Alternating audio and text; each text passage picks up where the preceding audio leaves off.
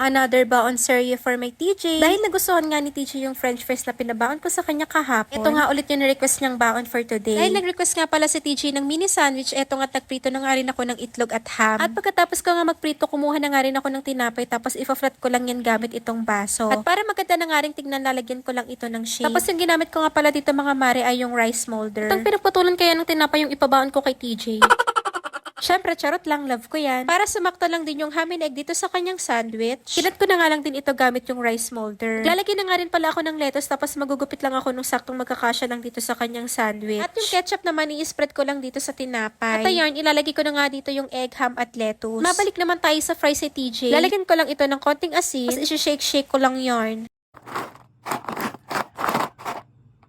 At ito na nga yung kinalabasan ng sandwich ni TJ. O, diba, cutie? Pero naman sa other side, naglagay lang ako ng silicone cup, tapos dito ko na nga rin ilalagay yung french fries. At para naman sa sausawan ni TJ, pinabaunan ko na nga rin siya ng tomato ketchup. At dahil may konting space pa nga dito sa isang compartment, nabaunan ko na nga rin si TJ nitong gummies. At para naman dito sa natitirang compartment, chocolate naman yung ilalagay ko. At syempre, hindi pwedeng mawala itong mga bento sticks sa mga pagkain ng aking TJ. Lagay nga lang ako ng ice bento sticks dito sa kanyang sandwich. At nilagyan ko na nga rin yung gummies, fries at yung chocolate. At ito na nga yung final look ng mga baon ni TJ ngayong araw ng Huwebes, mga mare. At kung hindi nyo naman napanood yung baon serye ni TJ kahapon, ito nga ipapasilip ko ulit sa inyo.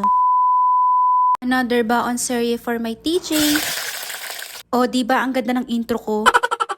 Nag-request nga pala si TJ ng french fries for today, mga mare. At kagabi pa nga lang, tinanong ko na nga siya kung ano yung mga gusto niyang babaunin. At bukod nga sa french fries, ni-request niya nga rin pala itong chicken nuggets. Tapos nilutuan ko lang siya ng 3 piraso, yung saktong mauubos lang din niya. So makaluto na nga ako, mga mare, kinuha ko na nga rin ulit itong fries. Lalagyan ko lang ito ng cheese powder. Tapos ayan, isi-shake-shake lang natin to.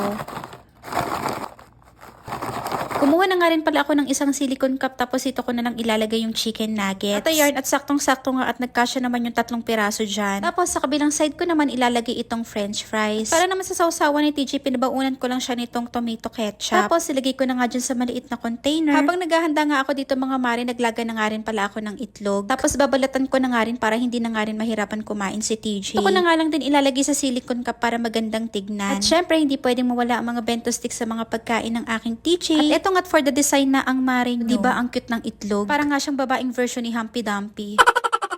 Tapos, ilagyan ko lang ng mga ice bento sticks itong mga nuggets. At itong elephant naman dito sa french fries. At para naman sa desserts ni TJ, ulan ko lang siya nitong cream bar, chocolate, and strawberry. At ito na nga ang final look ng mga baon ni TJ ngayong araw ng Wednesday, mga mare. At sana ay nagustuhan niyo itong another baon ideas from Mommy Tracy. O, diba ang cutie? Ayun na naman si Humpty Dumpty.